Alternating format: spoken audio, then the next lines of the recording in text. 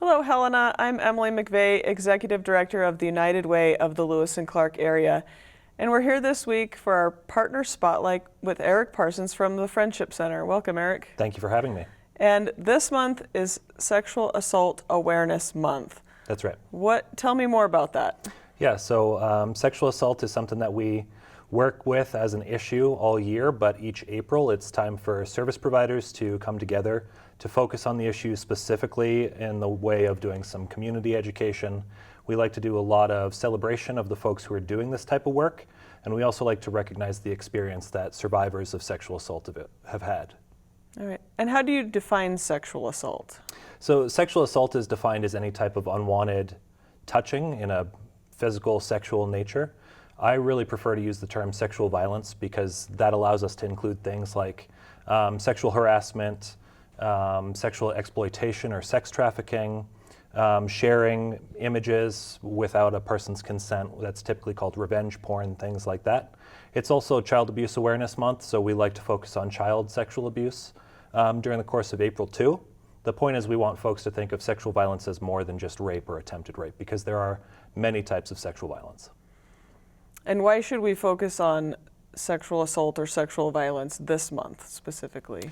Yeah, like I said, it's not that sexual assault is only an issue during April. We have survivors year-round who come to us looking for help, and so does every other advocacy group in the nation. But this is just a time for us to really focus on the issue.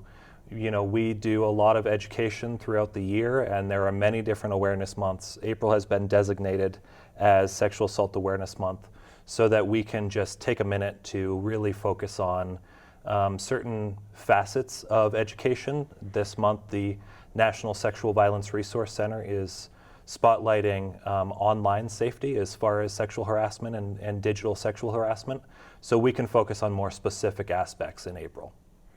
Great. And what's the scope of the problem of sexual assault or sexual violence? Yeah, unfortunately, it's a far larger problem than most of us would like to admit. There are statistics that tell us that every 68 seconds an American person is sexually assaulted, and once every 9 minutes that person is a child. 81% of women and 43% of men have experienced some type of contact sexual violence in the course of their lifetime. Those are huge statistics. So this is happening nationwide, worldwide, across the spectrum of different types of gender orientations and sexual orientations and relationships. Sexual assault is a huge, huge issue. And the thing that we need to keep in mind is that the vast majority of rapes and attempted rapes are committed by people known to the victim. So that's typically a current or former intimate partner or an acquaintance. Right. So what should someone do if they're sexually assaulted? That's a very personal decision. A lot of folks think that the first thing that should be done is reporting to law enforcement, and that's certainly an option, but it's not the right option for everyone. Law enforcement is well-intentioned but often intimidating, and so I would suggest that folks who experience victimization contact their local advocacy group. In Helena and the Tri-County area, that would be the Friendship Center, and we have specially trained advocates who are experts at helping a survivor to work through the event, providing them with options and referrals to other resources, and helping them to decide what exactly they want to do in the aftermath of the assault. Sometimes that would be reporting to law enforcement, but often we strongly suggest that folks go to the hospital and get a sexual assault nurse examination so that evidence can be collected, and that can be stored for up to a year by the Department of Justice without being used. It's just a good thing to have on hand in case they ever decide that they do want to report to law enforcement. And I'll go off script a little bit, but Sure. Right now you guys are in the middle of doing your crisis hotline training. That's correct. And that happens a couple of times throughout the year, and that's really important for people to volunteer for that, because when people have the need to call, there needs to be somebody to call. Yeah. So Yep. what does that need look like for volunteers? Yeah, so we run a 24/7 crisis line at the Friendship Center. That means that regardless of time of day or day of year, somebody is always available to help a victim or survivor of domestic or sexual violence or stalking. And that's a huge lift. You know, we're open from 9 to 5 during the week, But in off hours, our crisis line is staffed entirely by volunteers. So that means that people in the community are giving up their free time to support others in the community. And that's a big burden. We ask that folks take one crisis line shift per month, because any more than that, and it starts to get really heavy and burdensome for volunteers. So we always need more folks to step up and help out and take some of that load off. Great. And they can contact you if they're interested. Absolutely. We often Yep. have that posted on Volunteer Helena. Yes. That information is there. Yep, certainly. What kind of support does the Friendship Center often offer the victims of sexual violence? So we offer victims of sexual violence the same type of support as we would any other victim of crime. That's largely helping them to understand in their own words what has happened, providing them with options of what they'd like to do next. We recognize that everybody knows what's best for their own safety, so we always try to empower people to make their own decisions. We often suggest that folks go to the hospital and get a forensic exam done. Like I said, that is free to have done. It can be done at St. Peter's Hospital here in Helena, and that can be stored without cost to the victim for up to a year by Department of Justice. And then that gives them some time to decide whether they want to report to law enforcement. If they decide that they do want to report to law enforcement, either directly after the assault or within that following year, the Friendship Center can help. We can accompany them. We can be there with them when they make that report. Then we can also do things like provide referrals to legal services, safe housing. We can help them with limited financial assistance and material assistance. We can really do quite a bit. Great. We talked a little bit about volunteering, but what else can people in the community do to help with Sure. this topic, with the Friendship Center? Yeah. Is there certain training they can take to help victims as they walk through that? Sure. I mean, we do offer our crisis line volunteer training twice a year, usually in the spring and in the fall. And we'll open that up to folks even if they don't choose to volunteer, because it's good information to have. The Montana Coalition Against Domestic and Sexual Violence also does quite a lot of training, both online and in person, and those are wonderful trainings. But I would say that the number one thing folks in the community can do is just to be an active and an engaged bystander, and that takes no training whatsoever. We can be engaged bystanders during the course of an assault, or right before an assault. We all have eyes and senses that we can use to see when someone is in danger, and we can step in and we can try to prevent that danger. More than that, we can also be aware of the words that we use, the actions that we take. We need to be very careful about how we interact with survivors. If someone chooses to share with us that they've been victimized, it's not our job to tell them what to do or how to feel. It's our job to say, I believe you, and what can I do to help? That's the best way to be engaged as a bystander, right? Because everybody knows what's best for them. The other way that folks can be engaged is by having conversations about consent. Consent should be a verbal, enthusiastic agreement to participate in some activity, whether that's sexual intercourse or more life scale based, like giving hugs or sharing food. We should always ask, right, and get that verbal consent. And we need to make sure that our young folks in the community know that they need to be asking for consent, right? And we need to make sure, especially folks initiating sexual intercourse, understand that no doesn't actually mean try harder, right? We need to have open, honest, clear conversations about consent and about the things that harm other people.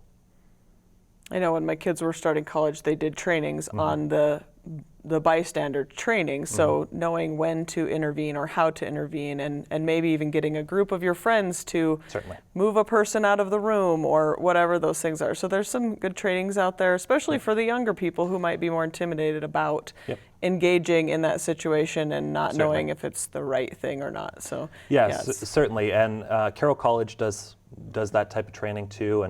And so we think of the 3 Ds: diffuse, distract, and delegate. So that can be directly stepping in to break up a situation that might turn violent, but it could also look like getting the host of the party to do it, or the bartender to do it, or the bouncer at the club, or it could be calling the police. And then again, before an incident like that ever comes up, we can just make sure that we're having honest, open, clear conversations about what we want. And we can also make sure that we are teaching our young folks about respecting people's boundaries. True. True. So what other resources are there for victims of sexual violence and their support networks? So the Friendship Center is the local advocacy group, and we not only help survivors of violence, but we also answer questions and provide whatever support we can to family members and friends of survivors of violence. So that means that if you're looking to find out how you can best support someone in your life who's been victimized, you can call us and we'll help you with that. Nationally, there are two groups that do this work year-round and very heavily focus on sexual violence, and those are the National Sexual Violence Resource Center and the Rape, Abuse, Incest National Network. Those are both very easy to find online. They have a ton of resources both for survivors and for loved ones of survivors, but they also do a lot of trainings for service providers like law enforcement, advocates, prosecutors, and judges. Great. That's a lot of really great information, and I know you have more. Is there anything else you wanted to share that we didn't get to? There's so much we could spend all day talking about it. I would like to just remind folks to be careful not to use any victim-blaming language. It is human nature to find a reason that a bad thing won't happen to us, even if it happens to somebody we know. And so we often hear people ask, what was she wearing? What was she doing? Where was she when a rape or an attempted rape happened? And that is simply those people trying to justify the fact that they wouldn't do that thing or they wouldn't go to that place, so it wouldn't happen to them. And that's human nature, nothing to be ashamed of. But it's not helpful to anyone. And the reality is that everybody has the right to do what they want to do. We have the right to wear what we want and to go where we want and to be with who we want to be with. And nobody deserves to be sexually assaulted. No one asks to be sexually assaulted. And it still is sexual assault, even if that person was dressed provocatively or in a place that we think is dangerous. We just need to look beyond that victim-blaming behavior and be good supporters for folks who have experienced victimization. So that would be my big ask to the community.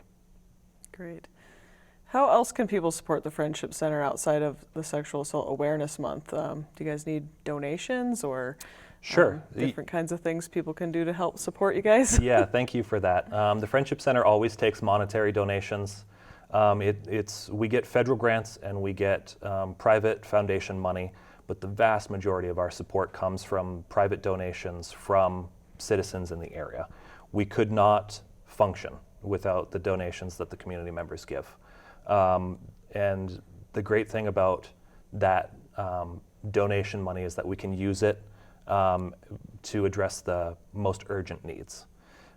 We do take some material donations. These days we're taking fewer clothes than we used to just because we've been overwhelmed with donations during the course of the pandemic, but things like easy to heat up food for a motel shelter is great. Feminine hygiene products are always needed. Things like hand soap and paper towels and toilet paper. Those are always things that we can use for our shelter residents. Great. And how would people get a hold of you if they're interested in volunteering or donating or learning more? Yeah. So you can visit our website, thefriendshipcenter.org, or you can call our main phone number, and that's 442-6800. Anybody who answers the phone can help you get answers about volunteering or donating or attending any of our events, things like that. We're pretty active on social media, and we try to post all the things that we have coming up on our website. Great. Thanks for joining me. Thank you, Helena. Thank you for listening in on the Friendship Center's news this week, and we will see you again next week.